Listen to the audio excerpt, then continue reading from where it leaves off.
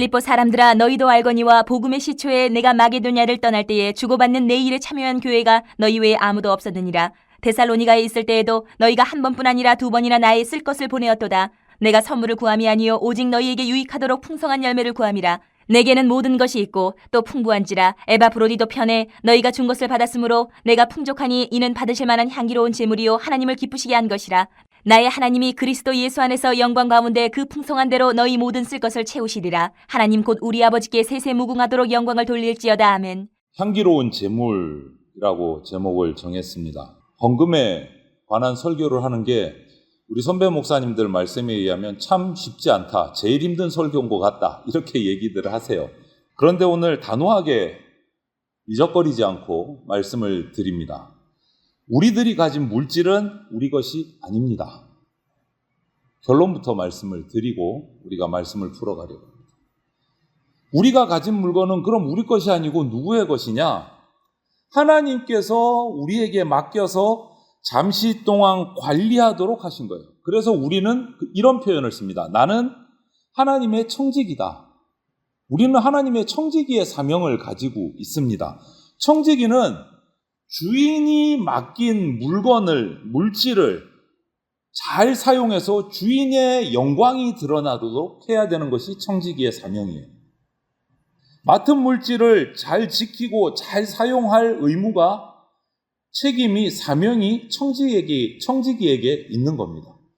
청지기가 이 맡은 물질을 어떻게 사용하고 어떻게 지키느냐에 따라서 그것을 맡긴 주인의 이름이, 영광이 드러나느냐, 땅바닥에 떨어지느냐, 이렇게 되는 거예요.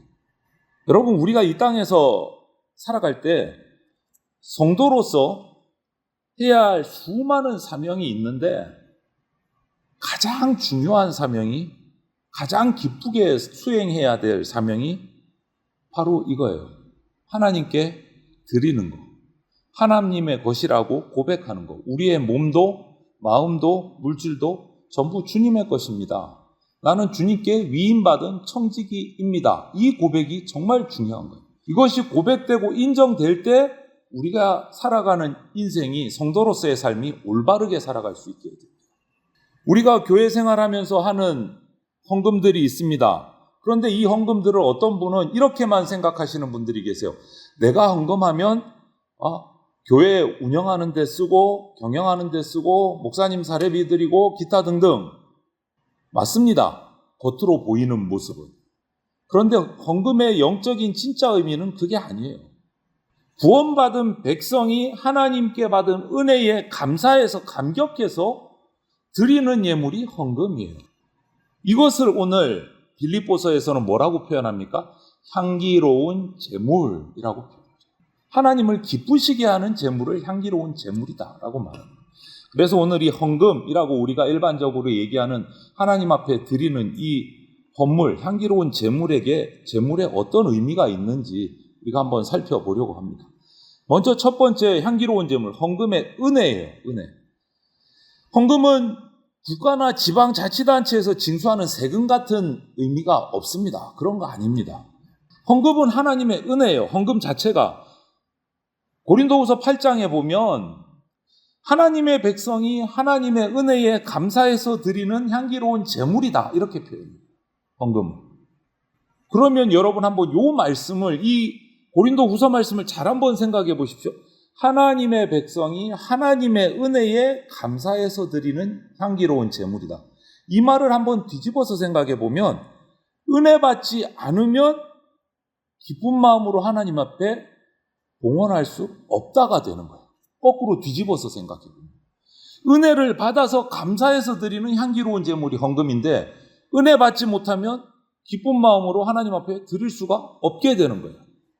그러면 그것은 향기로운 제물, 올바른 헌금이 될 수 없는 거예요. 그래서 헌금은 하나님의 은혜다. 저와 여러분이 하나님 앞에 감사하게 기뻐서 또 소원의 제물, 기도를 가지고 드릴 수 있게 되는 것은 하나님의 은혜를 우리가 받았다라는 증거이기도 해요. 그래서 헌금은 하나님의 은혜다라고 말하는 거예요. 그래서 올바른 헌금을 하는 성도라면 은혜의 척도에 따라서 헌금을 할 수 있는 거예요. 은혜의 척도에 따라서. 은혜 받을 때마다 하나님 앞에 드리지 않을 수가 없는 거예요. 은혜 받을 때마다. 크고 작은 은혜를 받을 때마다 하나님 앞에 드리게 되는 거예요. 은혜의 척도다.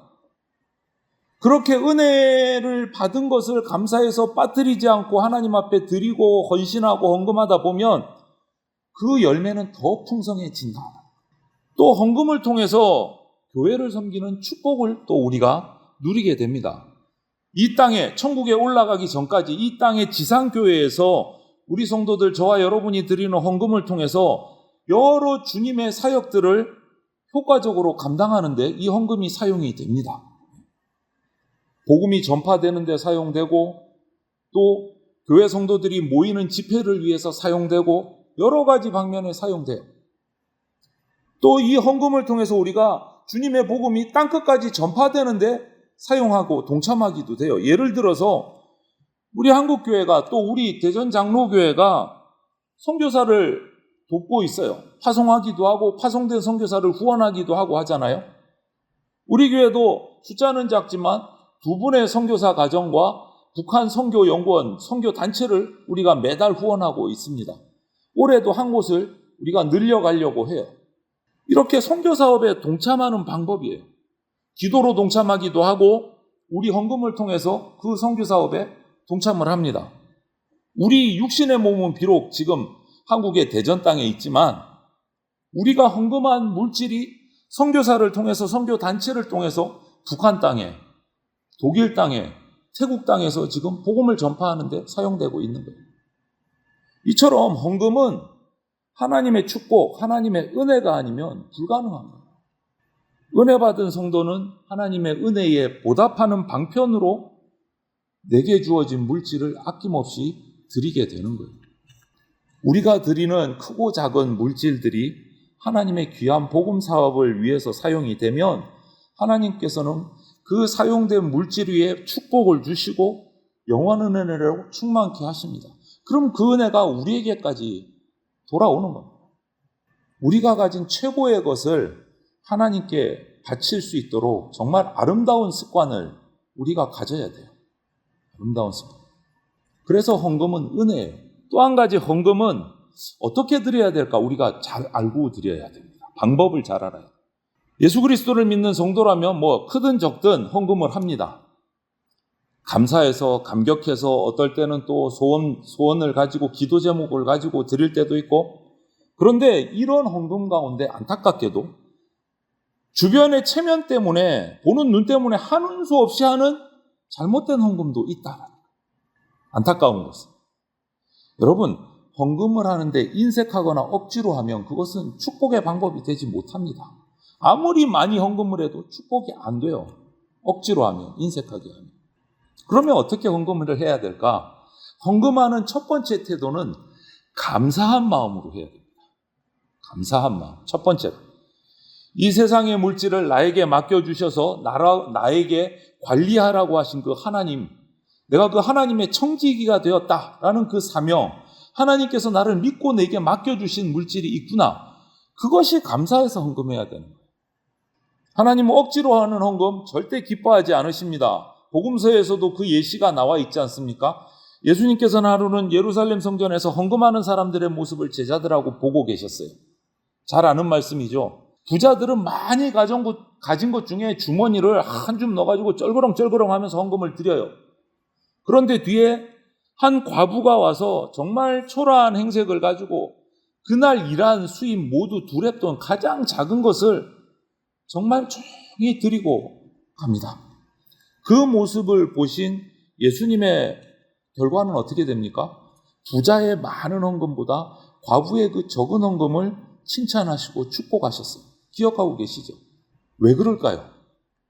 많은 헌금이 들어오면 예배당도 또 성도들도 풍성하게 활동할 수 있잖아요. 더 많은 선교사 도울 수 있잖아요. 그런데 왜 예수님께서는 그 작은 두랩돈을 전한 과부를 칭찬하셨을까요? 왜죠? 그 사람의 헌금하는 사람의 마음을 보셨기 때문에. 많은 헌금을 한 부자도 정말 진실하게 감사한 마음으로 헌금했으면 칭찬하셨을 거예요. 금액이 적고 많음의 문제가 아니에요. 헌금은 감사하는 마음으로 드렸느냐 그렇지 못하느냐 그거를 보시는 거예요. 부자는 그런 마음이 없었던 거예요. 그래서 부자 말씀은 안 하세요. 하지만 정말 감사한 마음으로 적은 헌금이지만 드렸던 그 과부를 칭찬하시고 축복하셨어요. 마음을 보십니다. 헌금은 하나님의 은혜에 감사하는 마음으로 드려야 됩니다. 첫 번째 자세. 두 번째, 그럼 헌금은 어떻게 해야 되느냐?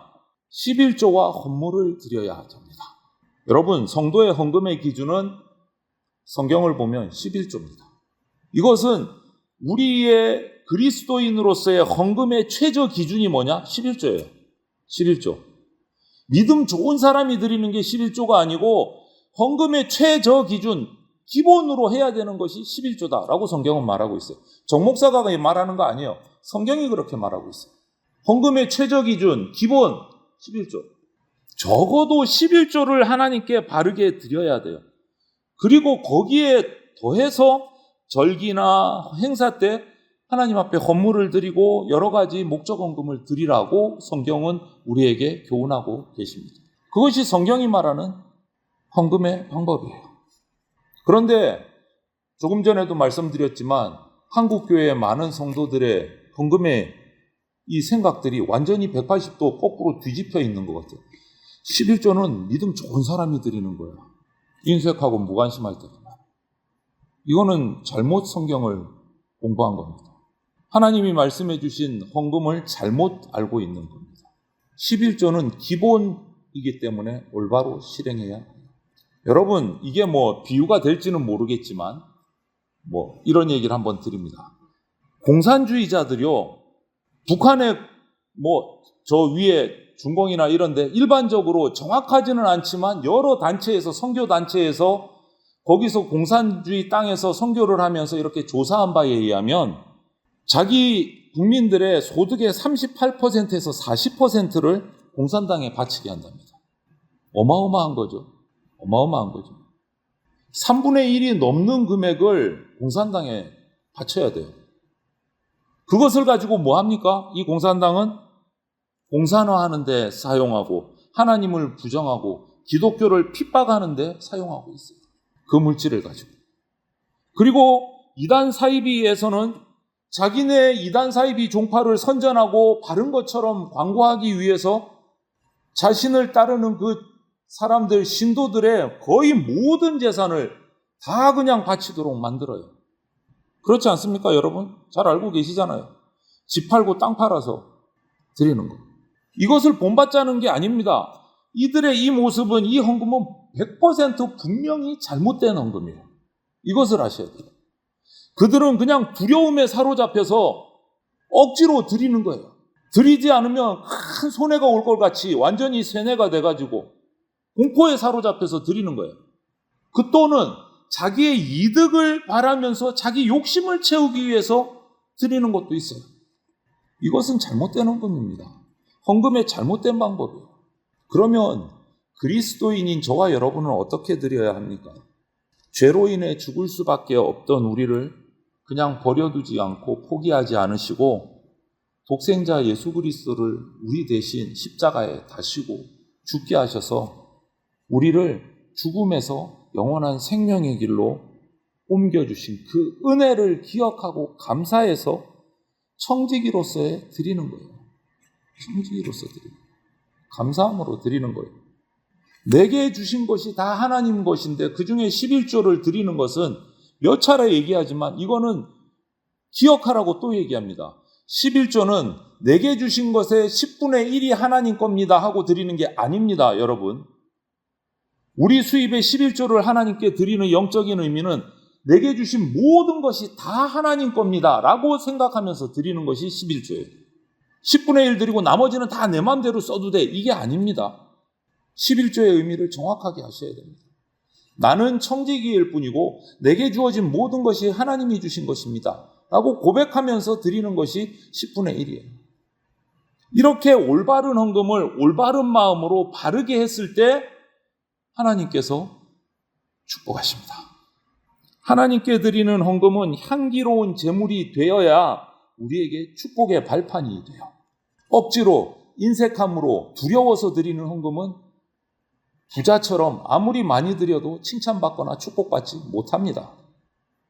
감사하는 마음을 하나님께 헌물로 표시하는 거예요.